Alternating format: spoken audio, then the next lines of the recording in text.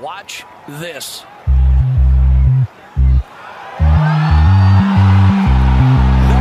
way!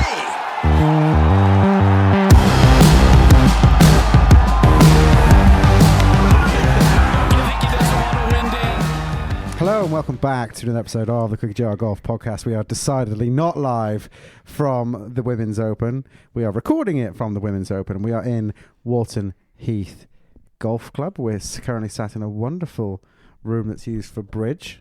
The women's lounge is a beautiful room. Not been in here all week. They don't have a women's lounge. It's a lounge used for bridge. Formerly the women's lounge. It's used for all sorts, actually. Oh, who are you? Match teas and committee meetings.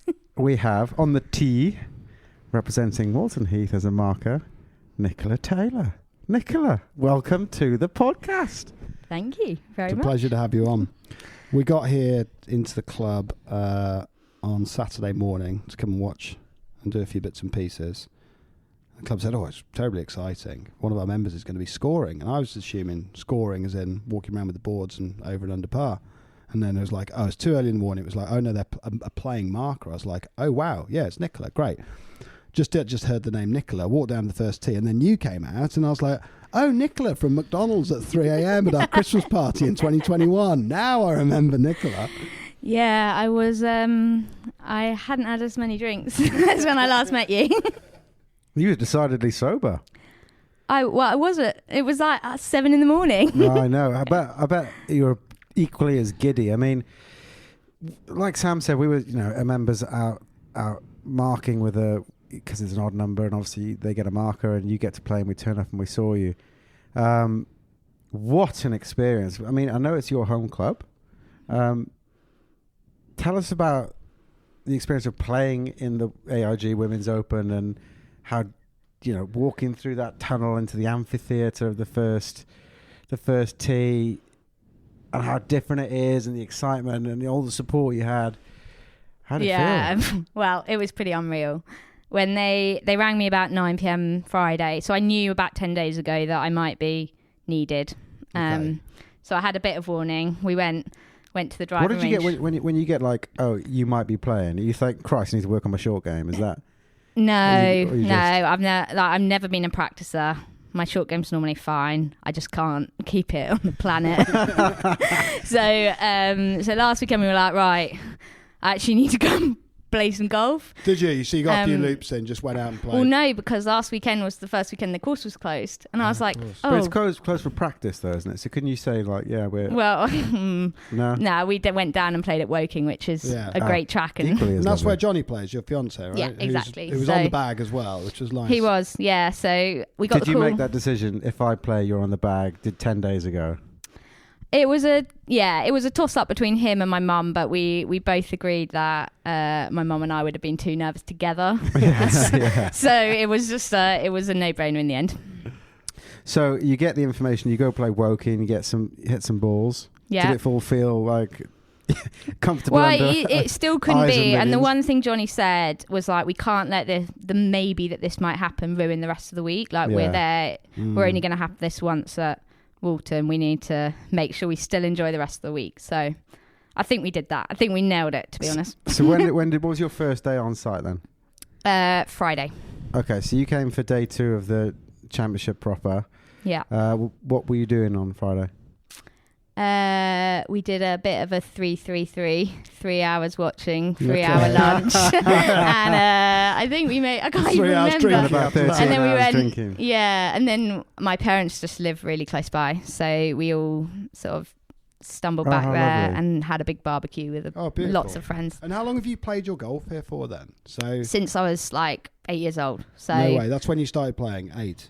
Okay. So joined here as a an 8-year-old non-handicapper, and yeah, I mean that's 22 years ago. It's awesome though. Like, I mean, obviously we've had the benefit of hanging out here for quite some time and meeting loads of the members and seeing people like Sophie, who played in the Pro-Am, for example, on Tuesday. Amazing. And, seeing, there was a little lad, not a member's son actually, but a friend of a member's son. But you see all the kids kind of out on the putting green and around the, it is just it's an old school club, this. It's got stacks of history, like where we sat now. You've got Cecil Leach, you've got stuff Fowler, Braid everywhere. There's so much great history.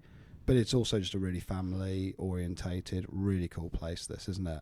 Like that's what Walton is to a T. It's a club with an incredible history. You can't. It's one of the great storied clubs. It really is. Some amazing traditions, and then an absolutely fab, thriving junior section, and I mean things like the coronation party this year. Like this club does big, fun family events, and they do it really well. Yeah. So yeah, the membership's so proud as well. Like it must be. I kept saying this about Hoylake. I think we can only dream about having an Open Championship at Blackwell. I think we can only dream about having a Women's British Open at Blackwell. But I can imagine having an event like that, how proud I would feel. Like it would actually be too much for me, I think. It feels like the members have properly embraced it as well. And not just this week either. Like we've known this is coming for a few years, and it's been talked about for a few years. And I mean, I take no credit for this, but some members have been like volunteers and been involved in the organising of this for years now, and hats off to them. They've all done a fab job. Yeah. So speaking of the membership, you had considerable amount of members come to watch you on the Saturday, and it was 7:30. No, 8:30, and it was 7:55 to 8. Yeah, that's so it. So 8:30. What do? You wake up? What talk to me about the day, because that's mental. I can't even imagine the pressure. They did say they were like they sent me the player handbook, like a PDF thing that night or the Friday night, and they said you can park in the red car park. And I said, oh, no worries. I'm going to arrive on foot, which I think took them a bit by surprise. Just a flex. So we just potted down the road. We stopped off here because I thought I should probably buy some golf balls. I've got golf balls. How many did you put in the bag? We put 6 brand new ones. I would not be enough for That's so ambitious. But also because pro events, you have to play with the same ball. You can't tee off for the Titleist, hit a provisional Callaway. Like, that's not a thing. Yeah. Really? How did we not know that? Yeah. It's a one ball. That's the rule they have. They play it at Sunningdale Foursomes. You have to use the same ball. It's a one ball policy. We would be in real strife. We played Reigate Heath the other evening. It was about 50 balls. I think I was down to Molotovs and all sorts of so I was like, we have to have 6 of the same, and if we've lost them, we're just merrily going to walk the rest. So we got here. They gave us an amazing tour of all the player facilities. What are they like? So you're in the clubhouse. You sent a picture of we haven't got a couple of glasses of wine afterwards today. No, it's going to jump around. This is going to be chaotic, and we will get to the professional event as well at some point, but all in good time. What's the players' clubhouse like? It's pretty. Is cool. it pretty dreamy? Mm-hmm. It looks nice. Yeah, the Scabby Media Centre just afterwards, it's like all you can do to get a coffee, and you can see everyone just sat there lapping it up in sort of recliners with wine all day. Looks very nice. I didn't see any other players having wine, but we had plenty. We just had some post round today. We had a little bit to celebrate. So what's in there? Like you were saying earlier on as we were talking, there's like table tennis and a gym. There's all sorts. It's all kitted out with I guess things that the players want in there. So we had a little bit of a go at the table tennis yesterday after our round. And did you play with Johnny, or was it with another pro? We just did best of 3 you points. Nelly Corder for a little sort of no. She had her breakfast or lunch next to us yesterday, I think. Yeah, nice. Do you get to chat to many of them? Do they come over and say, you stay I think my job was to keep a low profile and not make a scene. Well, you mentioned that, didn't you? So obviously when we were walking over from the 18th green and we were talking about this, you said, it's kind of like discouraged to, actually keep score. Whilst you're there and you're playing and you want to play continuously through the holes, what they're not looking for you is to get into it and be like, oh, I'm on a hot streak here, I could shoot 2 under. They really don't want that. Correct? Yeah, I think so. I always said if I'm having a mare, we pick up and move on. My key was like trying to not upset the rhythm of the player, essentially. So yesterday I holed out on 17 holes and had one where we left in the bunker. I say we. I left it in the bunker. So elite collective blame that Johnny's absorbing here. No, you needed to do some raking. He's got no right to reply either. Poor bloke. I left it in the bunker, and then it was like right in the face, and I just thought, I'm gonna just cut our losses and pick it up, and move on. Yeah, nice. So I'm going to bring it back because I want to hear this. You walk through the corridor, that tunnel onto that amphitheatre, and you see the members and your friends and your family and Cookie Jar Golf all there looking at you. Yeah. Describe that. I was a bit speechless. I mean, I knew lots of people were coming out. I had tons of messages. It was really exciting. We were almost there a bit early because there was actually quite a lot of standing there on the first tee. And what do you do apart from getting more nervous? Get a picture by Sam on the first tee. But yeah, it was lovely. Looking around, seeing loads of family, loads of friends, both Walton and from other clubs and elsewhere was really special. And you play with Jutanagan? Mm-hmm. She was incredible. Really? Really lovely girl. Great golfer. Yeah. Obviously. Well, she was, I think at one point after 13 holes yesterday, she was the best. She was 2 under at that point. That's and the best of the players on the course. So she went out hot, didn't she? She did. She just had a couple of 3 putts near the end. Apart from that, she shot a level. Yeah. I felt like the first 5 or 6 holes really have been the defining stretch of the championship, actually. I'm not ready to move on to the championship. Okay, sorry. What would you like to talk about next? It's really important, this, though, because this is the most elite bit of the whole day for me. Well, hang on. Okay, go on then. After you piped it down one, which you did pipe it down one, and you did really quickly, we got to maybe the 3rd hole, and something happened that I don't think I've ever seen. Well, okay. Let's talk about that. Because this round that we're developing here. Yeah, so you've hit 4 long shots by now through 1 and 2, both long 4s. But I think you play the first as a par 5 usually, or the second. The first 2 normally are actually par 5s for ladies. Par 5s for ladies. But either way, you've kind of got through those. You've hit it solid, and then you've put it left trap on 3, which would be 5 old. Correct. Just on the slope. I think that's where I shouted 4, isn't it? I went way right and then I'm thinking about where you pulled the left-handed 6-iron that was in your bag. Swear I was encouraged. On the 3rd. Yeah, where did you pull the left-handed 6-iron out? No, that was the 4th. Okay, so actually, it was a nice drive. It's the one with the bunkers down the left-hand side, which, it all comes around from the right. I got to the ball, and it's about a 1.5 foot just right at the bunker, and it's a big, kind of a deep drop down, and I got my little rescue out, which is the sort of trusty, if in doubt, just bump this 160, 170 down the middle. And I was like, I actually can't swing this. But it's fine because I carry 2 7-irons. So I got a lefty 7-iron in the bag. That is so insane. Who carries a lefty 7-iron? I've played a lot of mixed foursomes.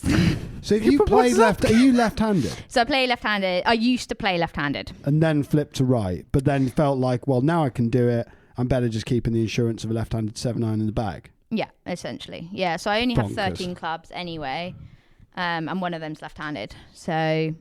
So you only got 12 in the bag now and 1 left-handed. Well, no, it's an important club. I would never get rid of it. I'd always drop something else to keep it in. Why? Because it was a perfect shot. I scraped away with a 5. Bias, though. Like we've picked. It was a great shot. What else would I have done in that? What would you have done in that shot? Well, either gone the flicky backy flick. Yeah, thing. I got 110 yards on it. And, yeah, you did advance it like miles down there, but like, I don't think I've ever seen anyone carry another handed club.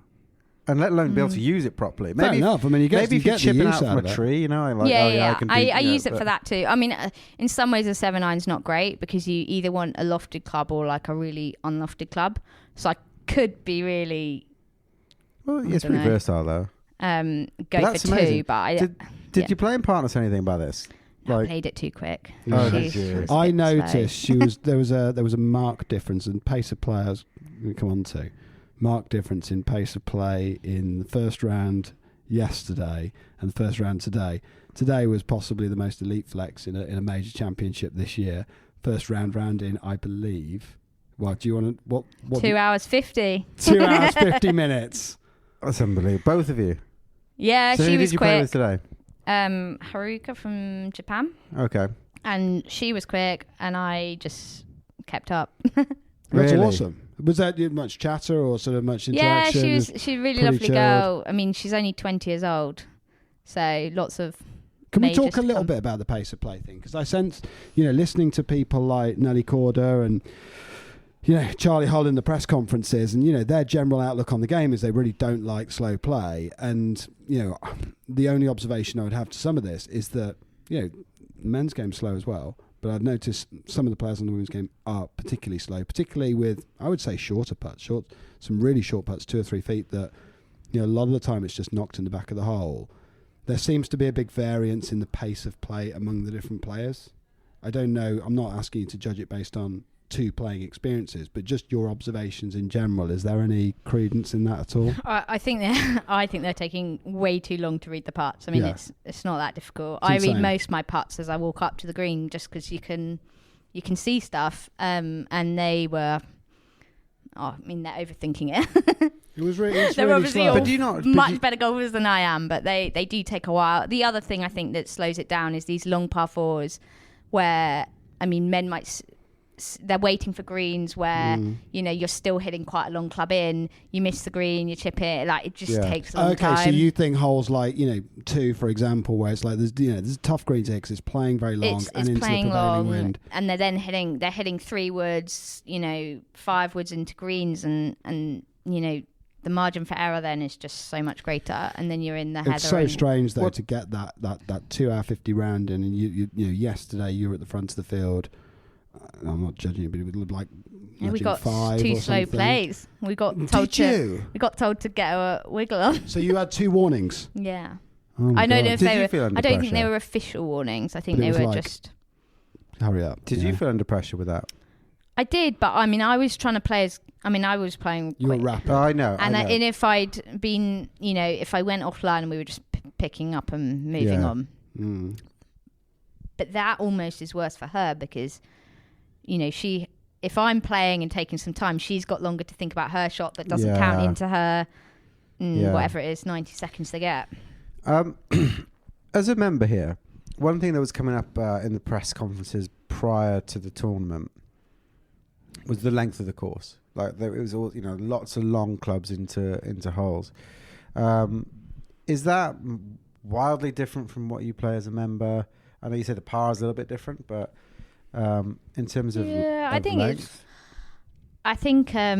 it's a relatively long course. I think it's longer for the guys than like the red ladies tees. But you go back and play the guys back as well. Lewis was telling me it's like, we'll just go back and play our same tees. Yeah, I'm not a long hitter anyway, so I'm used to being well back.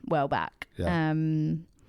But yeah, you just got to keep it straight really off the tee, and that's unfortunately my weakness. You piped it down twice. That was the widest fairway on the course. And also they're really long holes. Like I want to come back to the opening stretch because holes like 2 are seriously long golf holes. I sensed this week, playing. I think once you hit 2, at the button, and it was like it's yesterday long, I hit 2 as good as I can hit them, and I was probably 80 yards short. Yeah. That was where I was like, oh wow, this is playing long. It was seriously into wind, wasn't it? But I am sure. Well, no. In live and in golf. I'm glad you jumped in there. I had to walk it back. I was like, think before you engage mouth. But yeah, I think, what was I going to say? I lost my train of thought there entirely. The front 5 holes being mad. There's some other. No, it's Walton Heath. So, I always think when you look at, always think people's golf is a product of where they play to an extent and where they've been brought up. And I always think players at Walton Heath are generally very good golfers. It's a very golfy club anyway, so there's lots of really low handicappers. But it's generally a very good ball hitters course as well. So a lot of players are good strikers of the golf ball at Walton Heath because it is long, it's taxing, it's very much green to tee, tee to green rather. And they tend to be good putters because that's what we practice. That's what we did as kids. Like we just go round and round a putting green. And we never went to the range. We didn't really have one then. Like, what even is that? And a command of pace putting is one of the great skills in golf, isn't it? And you're going to get that out here. So, exactly. Marking. Is that stressful when you're marking a card for someone who's doing it for a living, or do you is it literally? I delegated that to the caddy. Did you? Yeah, I was like, Johnny, you do the numbers, you write the card, you've got a pencil. I mean, we didn't have a pencil. We had to go and get one before we started. Because I just play match But that's play. not your job. That's on Johnny. Like, he should be ashamed of himself. I was like, we can't. You know, when you mark a card sometimes with a Sharpie and it's like, I was like, we can't mark this with a Sharpie. We need a pencil. Are you like checking like every hole's like that? I was like, can you just go and check the score on 16 every single hole? But there's so many checks and balances. It's never really left a chance. And even when they get in the heart, I've heard if they've got issues, they always just. So do you want to have a quick look at this? Are you sure about this, but I don't know. Like I could just see like, you know, there's some people that are like so invested in their own golf. Like someone can shoot at 7 and then like you they go, what'd you get? 4? Okay, yeah, just write it down. It's like I think the players are they know exactly what they're on. They could look straight away and know that I messed it up. We messed it up. Can we talk about the course then? So I think it's fair to say last sort of few years the course has been on a big improvement plan because it got heavily scorched, didn't it, in the 2020 summer. It's had irrigation going in last year ahead of this. Then all of a sudden a nice warm and wet summer and the heather coming out, it's looked absolutely minty. Yeah. As minty as RNGC, I'd say. Would you agree? I've not played it ever as good as it's playing right now. Really? It looks amazing. So hats off to Michael and all his team because I think they've done a fab job. Don't want to put you on the spot, Nicola, but how many species of heather do you have? Okay, Tom has started. I know we have a heather specialist. Yeah, you do. You probably know. It's not you. It's not no you. more. Not No, it's not me. We've been getting mildly obsessed with the heather this week. Tom's got this like real itch that he likes to scratch with agronomy. He's now sort of really getting into grass species. Yeah, you didn't tell me this was going to be part of the pod. No, it's fine. No, he's doing this to try and yet. sort of show off his knowledge. It turns out there are 4 species of heather, but 3 in reality. There's ling, bell, and crossleaf. Mm-hmm. But really, all you ever see is ling and bell. Now, ling is that brand of heather that's light. You know, that sort of light, sort of mauve, it's like a lilac colour. It's like a lilac. Yeah, but then you get the splashes of the bell heather, which is the vibrant, more like this sort of colour on the end of my microphone. So we've spent much of the week sort of going. Yeah, we've been walking around and sort of chatting about the. You've ling been and personifying them, saying that bell's much more like a sort of a shy soul that stays away. Yeah, ling's like an old friend. You know, you feel like you could cuddle up and go to bed in ling, but bell kind of pops its head up every now and again. But you're really impressed every time you see it, I think. So the course is looking great in terms of how it's playing. Would you say it was feeling very long for how you'd usually play it in the summer? I mean, yeah, it's. I don't think I've ever seen it this green. Really? In the summer, normally it's.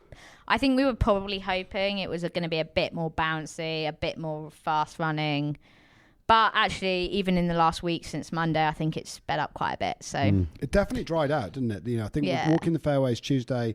You know, you were saying it's like very, very soft underfoot. Underfoot, yeah. And then, you know, weekend here, it's like firm underfoot. It dries out really quickly. But it hammered it down on Tuesday as well, which is like. Not ideal, but like it really chucked it down all day in that pro-am on Tuesday. But Walton normally requires you to hit some quite like punchy, low, linksy shots, get some not nice bounces, and actually, you know, the players probably got away with not needing that too much this week. But you're in a very unique position where like most of us walk around golf courses and play them in our brain. It's like, yeah, I could have done that. Yeah, I could have hit there. You know, I wonder or even, you know, just wondering about if you played this course, how that would be. Playing it this week and then looking at some of the scores that came in, and we haven't even talked about Vu yet, but the way that Vu played this week and the scores that she ended up on, is it really like mind blowing? It's like, Christ, this is like special golf. All the pros are. Like, they're really impressive. They really are. I've seen some seriously good golf. Yeah. And yeah, I mean, you want the championship to be won with a good score. You don't want them to destroy the course. And but it was a great test, wasn't it? It was a brilliant. I mean, the scores on the first day were not. Was the best 4 under on day one? It was almost playing so long then, wasn't it? But then they moved the challenge forward. Changed a little bit throughout the week, I sense. You know, as it got a bit firmer and a bit more fire, it was harder to control those woods. Whereas Charlie was out looking at some stuff on like Wednesday. It was like, yeah, they're just dropping 3 woods out the sky and sticking them by the pin, and that changed a little bit. You saw today the ball was chasing away a lot more around the greens, and the fact that changed, I think, throughout the tournament was quite interesting. Ali Ewing going out the gates round 1 and 2, and it was really sad. Like we heard, anecdotally that got like sub 1 hour sleep on Friday night and just didn't eat breakfast or lunch, and it was like brain. Oh, she was behind me for lunch today. Shed tagliatelle. Oh, that's good. Well, at least she's eating now. But we'd heard from people that were kind of it's been lucky to be around everybody this week, being involved with Walton Heath, and there's so many volunteers here. Like we haven't touched on the volunteers and like how much with embracing the club and embracing the tournament. And we've just heard like that it had come out that she'd really on Friday night not slept and she couldn't eat, and to then drop back on Saturday, and she didn't play badly. She just just sort of just. I think she had a similar episode after a storming opening round earlier in the year as well in the major championship. Yeah. I'm going to get found out on which. Yeah, I think, but I think she'd been in the final group of a major before. But she still held on. But I think Vu's performance was just outstanding. Like today, it was bunched, and you could just tell someone's going to go out there. No one moved today apart from Vu. Like they all pretty much stayed. Yeah, there might have been a couple that were under par, but around the top of the leaderboard, nobody made a move. Yeah, but she did. I think Charlie had a putt on 15, didn't she? Like not that long to get birdie, to get within 3, and then they both bogeyed 15, 14, which is just 14 downhill. Yeah. So which again, like, it just plays downwind pretty much all the time. 15 is such a long way in that wind. Yeah. And I get the sense that was playing really tough. Is that right? It's playing. That was. Yeah, it was one of the ones I had to shout 4 on with my drive on Saturday. One of them. No, pros don't. I only shouted it twice. Pros don't shout 4. You can just like stick your arm out. And I just, know. Just take a glove up. When Lexi Thompson, when someone shouted 4 at the Solheim Cup like a few years ago, she hit a really wayward one, and the marshal shouted 4 behind her. And she just turned around and was like, it wasn't that bad. Yeah. But like, if you can, I'm not used to spectators lining the places I normally hit the ball. Like, I'm gonna shout. Was it? And they're not expecting. You see, that's the other thing. The marshals are all up where the pros are gonna land their ball, rightly so. And I'm like, nope, 60 yards back. Well, I look at it, like when I'm stood there. And I'm stood in certain places near tee boxes, and I'm thinking, Christ, I wouldn't be safe if this was me hitting the golf ball. Do you stand there and think, ooh, this is a bit of sketch? Yeah. I was stood right in front of you on 17. This is a podcast, but she's nodding profusely. Just on the pathway down on there, and I was getting a little photo of you, and I was thinking, I'm right in the socket lane here. Like, this would be, was it like...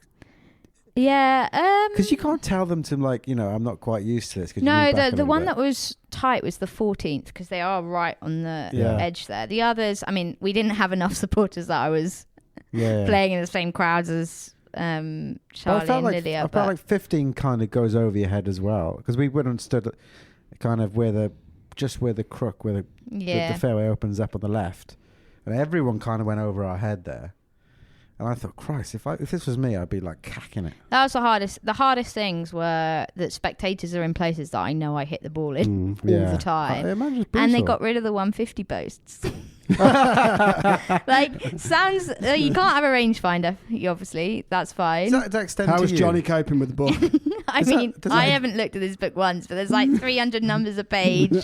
Not my kind of golf anyway. I just was like banking on. You kind of like just play on side. I'm very much field golfer. And you know where you're hitting from the back of the bunker. Yeah, I just thought if we can see the purple 150 posts that are normally either side of each fairway, we can just.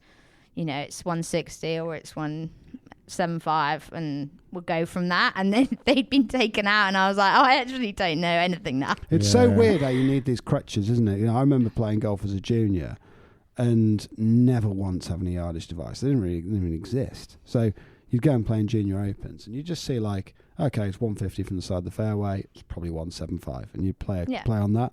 Now, if I haven't got a rangefinder, it's like it's almost pointless me hitting the golf shot. It's like I can't possibly hit this golf shot without a rangefinder. You know the one ball thing you talked about earlier on, and the rangefinder and stuff. Are they really like even you as a marker? I mean, I'm sure I wouldn't have got called up on it. Or on the no one ball, give probably. two hoots. Not. But like, if you'd have whipped out rangefinder, do you think they'd have been a bit like?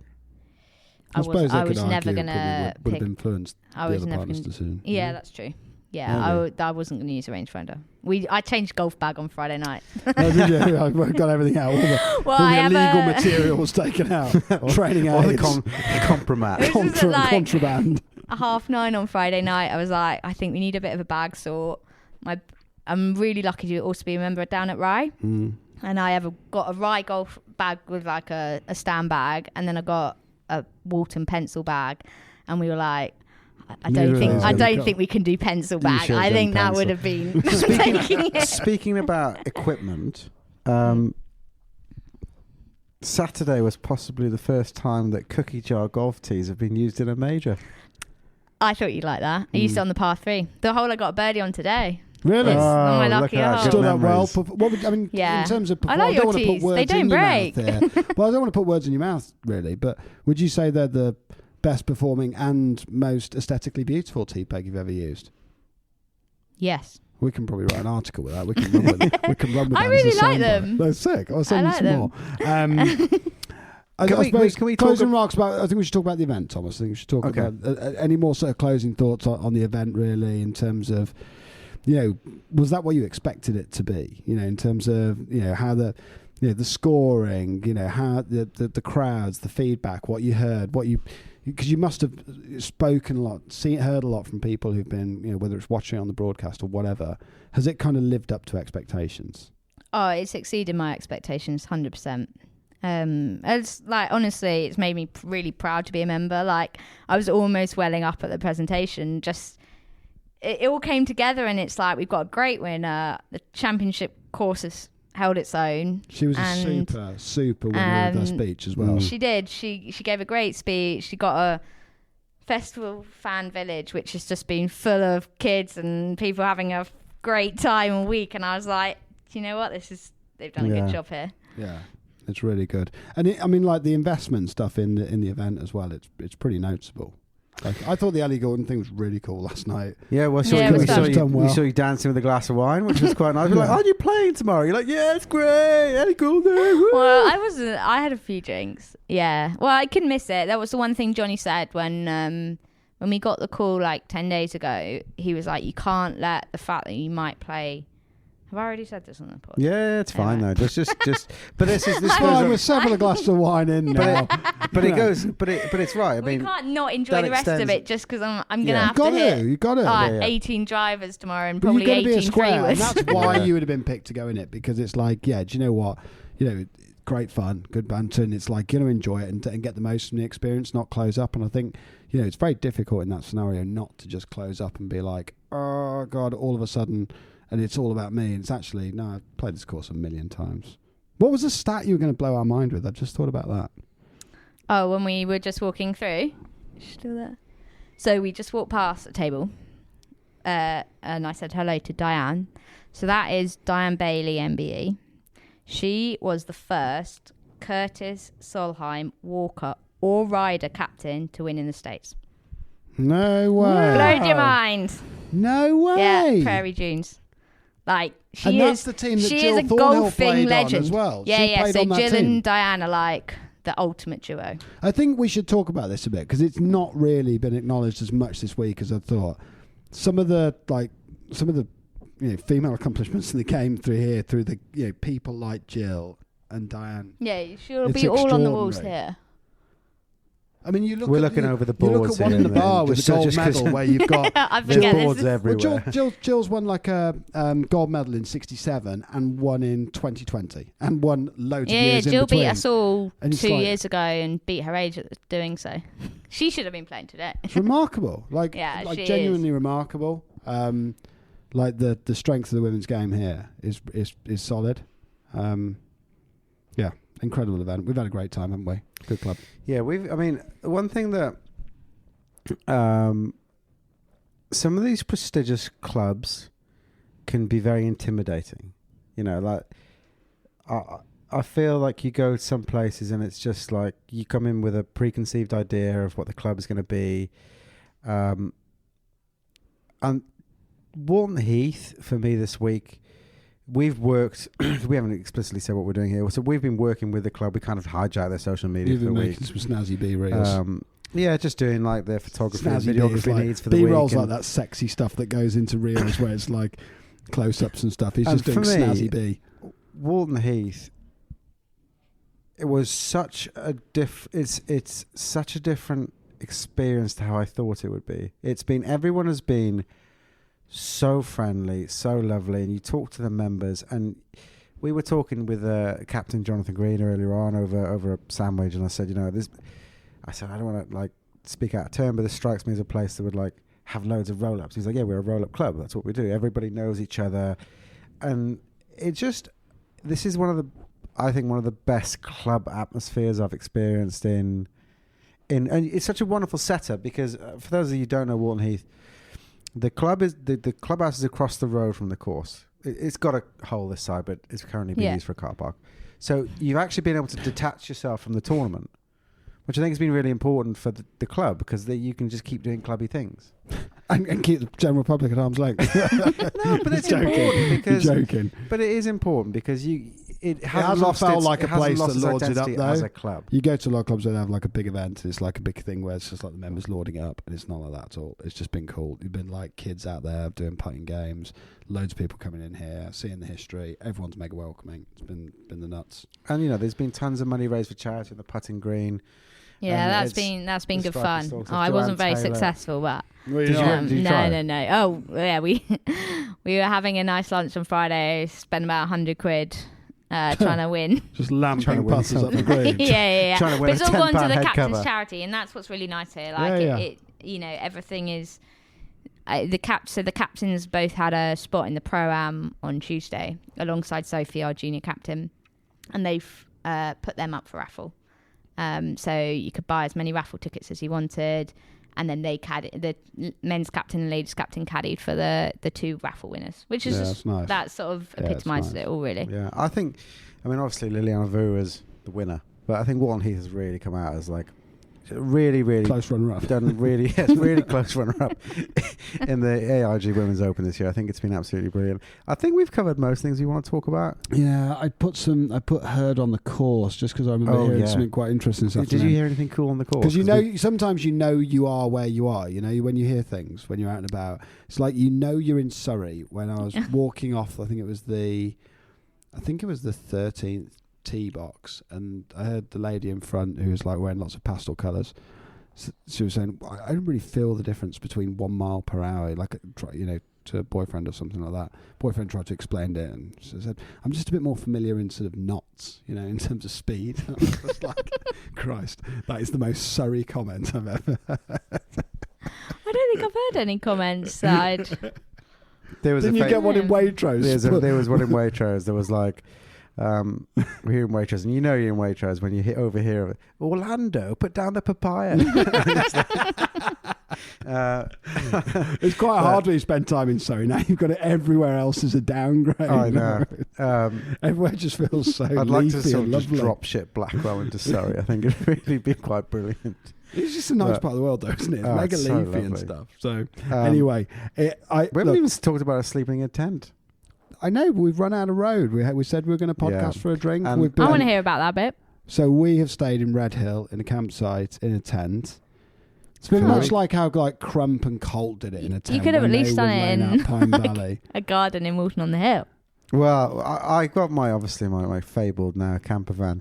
So I'm in there and Sam's in a little tent next to me. But we started off showering. Bonded with the tent. Yeah, we started showering in the campsite that we're at, and it was like, that was quite nice. And then we quickly realised that we could probably shave 20 minutes off the day if we drove straight to Walton Heath Clubhouse and showered just use them here. in the locker room. Good showers. Majestic Good showers. Yeah. I'm not expecting you to comment on those. I know, I have actually been in the men's change room here. Yeah. Yeah. And no further. And then no comment anymore on that. We'll probe no further. There's a wonderful plaque in that change room actually that's up. It's got, little bit of niche trivia for you Walton Heath fans out there. it says something along the lines of, and I'm paraphrasing, that no putt has been more important than Michael Campbell's putt in the US Open qualifying here at Walton Heath. And went on to win it. Because he went on to win Pinehurst. At Pinehurst, yeah. And it's got a little plaque. Tiger in He his signed pomp it as well, I seem to remember then as well. Yeah. Loads of the history. US Open qualifying, which I think we popped down to that for a day. It's a great day. Yeah. And I think it's really good. If listening to this podcast has given you, some interest in coming and spend some time at Walton Heath, coming down and watching the US Open qualify, that was a great day. I meant to talk about this. We had a lot of fun there. Seeing Robert Rock with a Jones bag with no cap on and his pure, lovely head of hair. Do you know it's an image that will live for the last 10 memory. minutes. I've been racking my brain because I knew I had a question I wanted to ask, and I was like, "Fuck, I've forgotten it." I've remembered it. Have you been to a men's open? Yes, it was at Hoylake 3 weeks ago. Okay. Do you not think for my third open at Hoylake? Oh wow! I think I've been going since I was too young. Yeah. Well, we've done a couple of opens now, and I would say hands down, the women's was an infinitely better viewing experience. Just for being close to the players and being able to see, and even with the final group today with Charlie and Liliana, you could actually walk. You could with still them see. You weren't as impacted by your height disadvantage, I noticed. So that was good. You saw more golf. There's way, way better ability to follow the golf. I would say. It sounds like a snobbish comment. It's hard not to be. It's like a good educated crowd, like you sense that there's like a really golfy crowd there that are like really appreciating all the different aspects to it. It's pretty nice when you see like the kids on people's shoulders and stuff and all the family stuff, and it's like all that's quite lovely. It is a brilliant, like the Open's great. The world's best golfers are going there to play for the old golf's oldest major. But if you want to go and spectate something, it's a way better experience. I would say if you want to watch a lot of golf shots, then 100%. I've seen more golf shots today in an hour than I saw at Hoylake. You couldn't. I was personally, but even the fan zone, like at Hoylake, it's so spread, and the one here was just in that cool and without being area. the fan zone. I'm not bagging the Open at Hoylake, but the fan zone at Hoylake is really just an assortment of drinking tents. Which I quite like.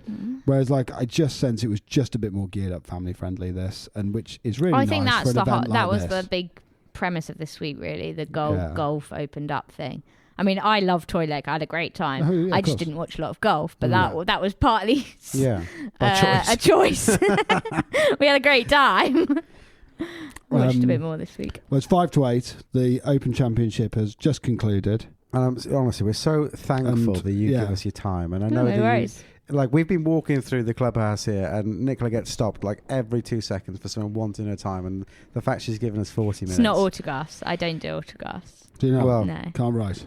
Well, no, no one wants it, and the kids have no idea who you are anyway. So I'm like, now you've been I on know the you don't Jar want podcast, mine. That will change. I'm like, you can have a ball because no one cares who gives you a ball. But I'm not signing a hat. Well, anyway, thank you so much for being on the pod, and thank you so much for having us. Yeah, and thank you, Walton Heath, for a wonderful More to week. come from Walton Heath. Oh, we are going to see one the last best. thing. Yeah, keep your eyes and ears peeled because we are going to visit with Walton Heath next week. Resident historian who you'll I'm sure look Mr. forward Truitt. to. Mr. Truitt. Mr. Oh, Truitt. amazing. We're going to come down and spend some time with him. So keep your eyes Assuming and ears we've peeled. said nothing incriminating on this podcast, which will send that invite, in which case, if that podcast doesn't come out, you'll know how that's ended. Are you going to say our goodbye phrase? Adios. Yeah. Watch this.